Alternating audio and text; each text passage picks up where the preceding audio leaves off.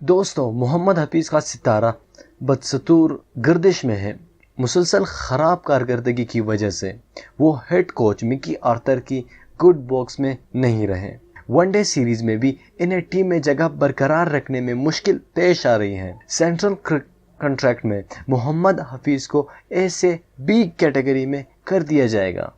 उमर अमीन भी जगह बरकरार नहीं रख सकेंगे। मिकी आर्थर, इंजमामुल हक, हारून रशीद, मुदस्सर नज़र पर मुश्तमिल कमेटी ने चंद हफ्ते पहले जिस 25 खिलाड़ियों की फहरिस्त को हकमी शक्ल दी थी, अब इसमें उस्मान शिनवारी, शान मसूद, शाहीन शाह अफरीदी, साद अली, मीर हमजा को शामिल किया जा रहा है।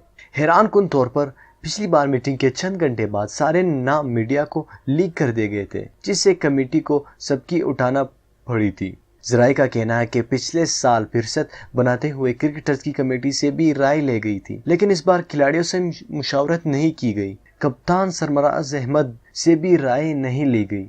सेंट्रल कॉन्ट्रैक्ट की फहरिस्त बनाते वक्त वर्ल्ड कप के लिए खिलाड़ियों के पूल को अहमियत दी गई है।